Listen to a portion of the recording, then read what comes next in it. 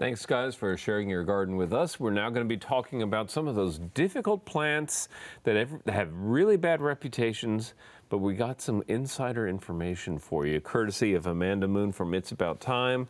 Welcome back to the program. It's great to have you here. Thank you. There are some plants out there that have bad reps, and people have bad experiences with them, but you're going to tell us how to kind of game the system here a little bit. Well, exactly. Most of these plants here, you're inundated with. Every time you walk into a nursery, every time you walk into a big box store, there they are. Mm-hmm. And so you make the assumption that they're easy to grow, take them home, and they tank immediately. Right. And yet with just a little bit of knowledge, they actually will thrive here. Okay, well, we're going to start off by plants we're not going to look at. We have, but you didn't bring a Japanese maple in the middle of winter because it's just a bundle of sticks, exactly, essentially. Yeah. But Japanese maple's one that everybody, myself included, love. But tell me how to do it here in Central Texas, because I've not had good luck for the past 20 years. Well, probably the number one thing with Japanese maples is they've got to be in the shade here. Mm-hmm. Hands down, they're not as picky about soil, but they've got to have excellent drainage. They could be planted in the ground. They could be planted in a container. You want to make sure that they stay on the dry side of evenly moist as opposed to overwatering. Make sure that they've got enough shade, especially from 1, 2 o'clock on is the absolutely critical period, or they will get brown tips in the summertime. And then just crispy, yeah. Well, the third thing is you've got to watch your varieties. Mm-hmm. There's a handful of varieties that are more heat tolerant than many of the others. What you're going to want to look for is the Bloodgood, Tamukiyama, and then if you can find them, the Emperor One and the Sengu Keiku are going to be the ones that are going to be more tolerant of our conditions. Okay, Bloodgood is easy to find. That's one of the more popular varieties. And then the second one you're going to find is the Tamukiyama, which is a more feathery, finely textured foliage, and it has more of a draping habit to it. Okay. And so you can get two different textures with those two Japanese maples. Shade, shade, shade. Shade, shade, shade, and I can tell you that there are some in the ground on Brody that are doing quite well, but they're in the shade. Okay, all right, well, I'll take your word for it. I'm doubting my own experience here.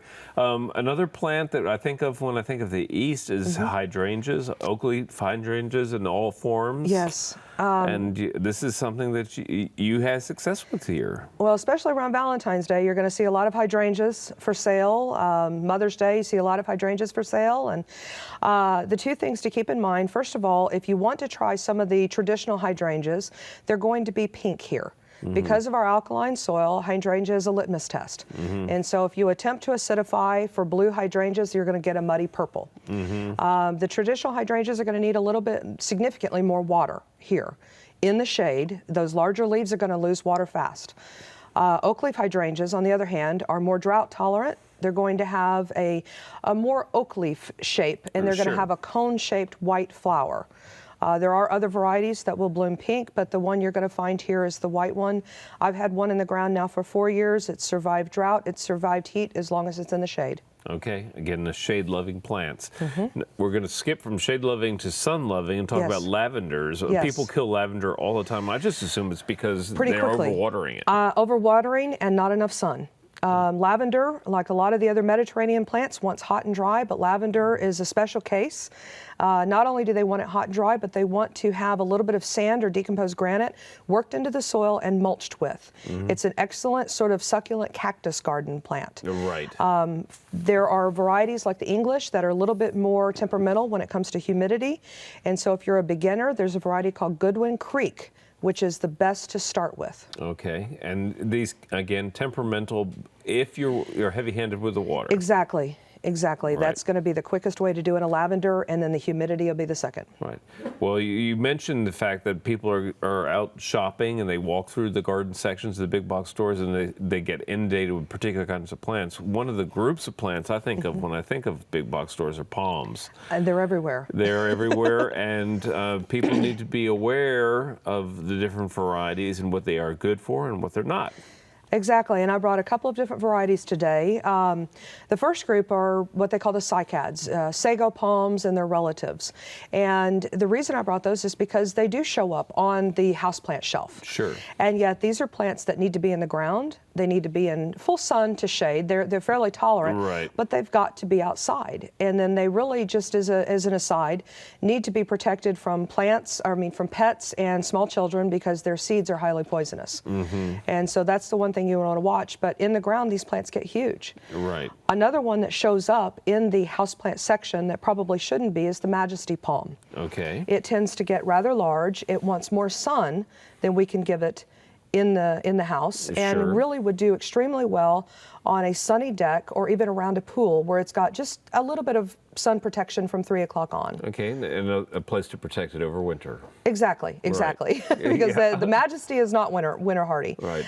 If you really want a palm tree in the house, know your varieties. The Rhapis palms, the Parlor palms, those types of palms are going to do quite well. Yeah, and I In a little love bit the shadier Rhapis spot. palm, interesting texture, and They're beautiful. and commonly available. And they look a little bit like the Mediterranean fan palm, and yet they grow in the house. Right, so be on the lookout for those. Now, you brought another group of plants that, this The Catch-22 group. Well, Catch-22 indeed on these plants.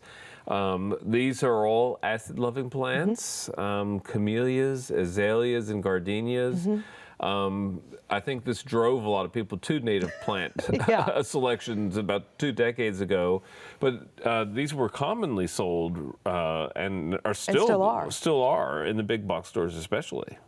Well, I want to start with camellias, simply because of the three, I would be prepared for more work with that one, strictly because they get quite large. They're a shrub.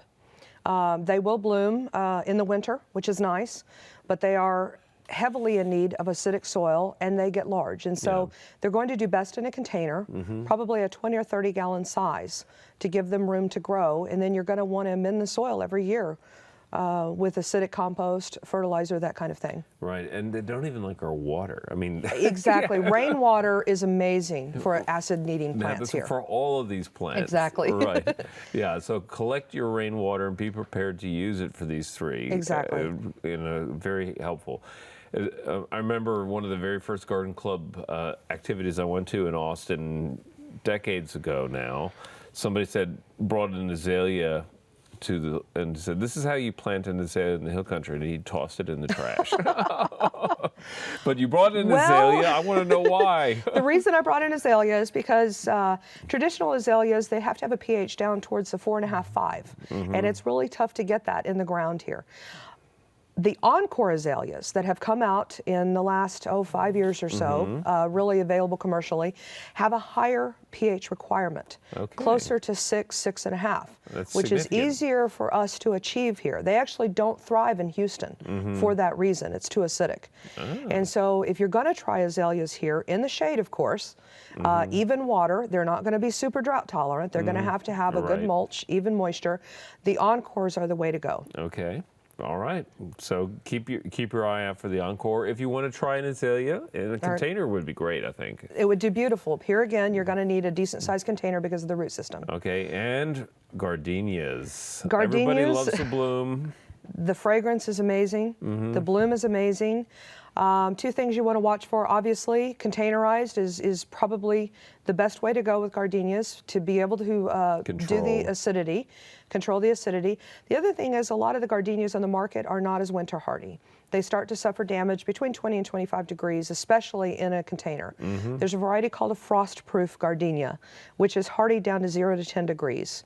And that's the one, if you're really going to invest in gardenias, that you want to shoot for. Okay, so we have the word on those. Now, a couple of other plants that have finicky reputations and people are going to see a lot of. Bougainvillea. Yes. This has become quite the plant in Austin. I see it planted in the ground everywhere now. It is. And one of the cool things about bougainvilleas is their drought tolerance, to the point that in order to get them to bloom well, they've got to wilt slightly, and it actually stresses them into blooming. And so that's kind of a cool little trick. Overwatering here again is probably the biggest problem, and keeping them in the shade. Bougainvilleas have got to have blistering sun to do well. If you're going to have them in a pot, they've got to be a big pot. The other thing that I have found the last couple of years is they're coming out with some dwarf varieties. The traditional vining bougainvilleas are usually okay in the ground down to about 25 degrees if they're protected. These dwarf varieties are tanking, I mean, they're going dormant at 40. And so if you've got one of those, then you need to make sure that it goes in instantly when the first front comes in. Okay. Be right behind the bougainvillea, we have Dianella. Yes. New Zealand flax is Yes. another name for this. Extremely popular plant throughout the world, I think. Beautiful, striking foliage, great for the shade. What's the trick with these? Well, like you said, a lot of variegated foliage wants shade, and this is no exception. You've also got to have even moisture for it. You're going to get brown tips on it if it dries out, and then you've also got to make sure and protect it below 25 degrees or so. Okay, all right. Well, we have just enough time to talk about one other group of plants. I want to talk about strawberries, if you don't mind, because there's nothing better than going out to your garden and picking strawberries. Lots of people want to try Yes. it. What is the trick here in Central Texas? High shade. High shade, meaning tall trees. Meaning tall trees, like under the cover of an oak canopy, Right. and excellent drainage. A sandy soil, they do beautifully in containers. All right. So beautiful in containers, sandy mix, even in the Sandy container. mix, even in a container, or a good peat bark blend, Okay. something that's not heavy. All right. Well, Amanda Moon from It's About Time, thank you so much for being our guest on Central Texas Gardener. And if folks out there want to be in touch with you, they can reach you at itsabouttime.com. And remember to follow us here on Facebook and Twitter. Coming up next, it's our friend Daphne.